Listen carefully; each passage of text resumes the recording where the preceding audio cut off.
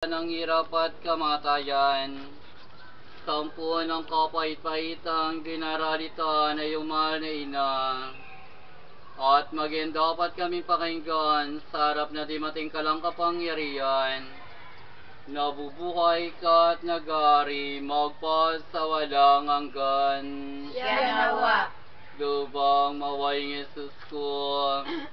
Lingapin mo po na mata mong mawain ang kaluluwa ni Troy Debrain. Sapagkat namatay ng dahil sa kanya, ay nagpasakit ka at nagpamatay sa krus. Yan nawa. Lubang mawayang Jesus ko.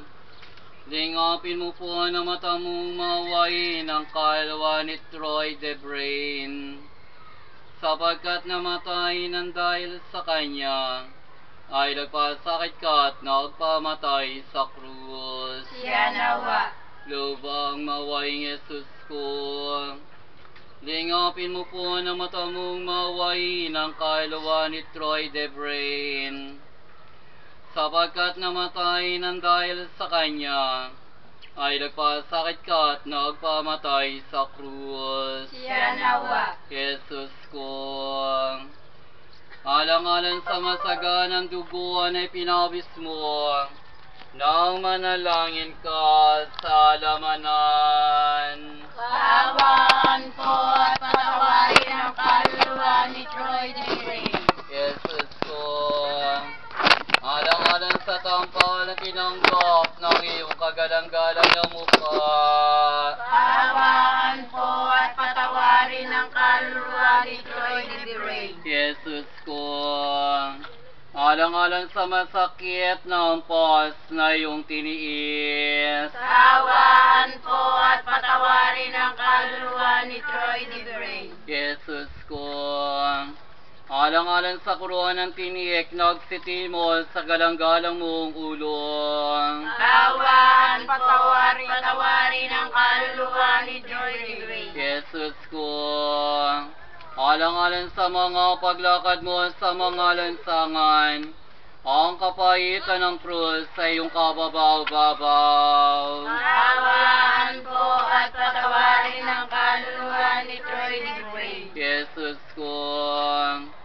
Alang-alang sa kasandul-sandul sa mumukha na naliligo sa dugo, ay yung binayang malarawan sa birang ni Veronica.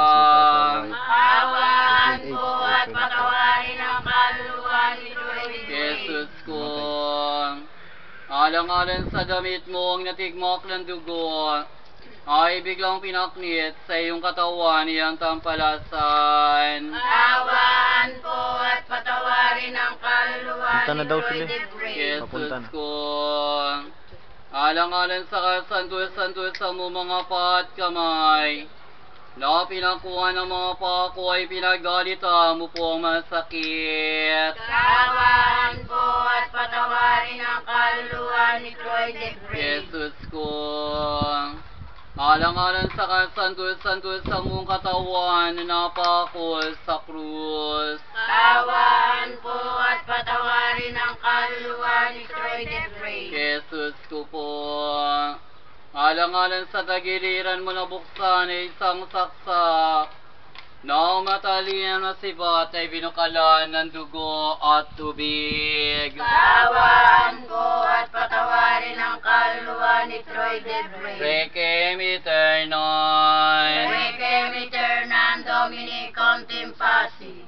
Hanguin mo po, Panginoon ko, alang-alang doon sa madlang hirap at sakit, na lubang mapait para dalitain mo ang kaluluwa ni Troy Debrain.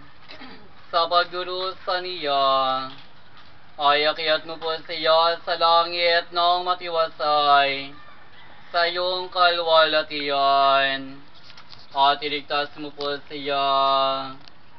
Alang-alang sa mga karapatan na iyong kasandul-sandul sa pagpapakasakit at pagkamatay mo po sa krus, at ang mga hirap mo po sa impyerno, ay maging dapat siyang pumasok sa mapayapang kaharian na iyong pinagdalan sa mapalad na magnanakaw, na napasama sa iyong pagkakadipa sa krus, at nabubuhay ka at nag-ari, na sama ng Diyos Ama, Diyos Anak, at Diyos Espiritu Santo, magpal sa walang hanggan. Amen.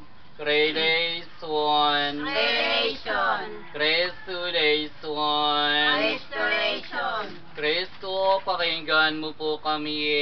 Kristo, pakinggan mo po kami. Kristo, pakapakinggan mo po kami. Kristo, pakapakinggan mo po kami. Diyos Ama sa langit, Maawa po sa Kanya. Diyos Anak na tumubol sa sanlibutan, Maawa po sa Kanya. Diyos Espiritu Santo, Maawa po sa Kanya. Santa Trinidad, tatlo sa pagkapersona ti San Diyos, Panalangin mo po siya. Santa Maria, Panalangin mo po siya. Santang Ina ng Diyos, Panalangin mo po siya.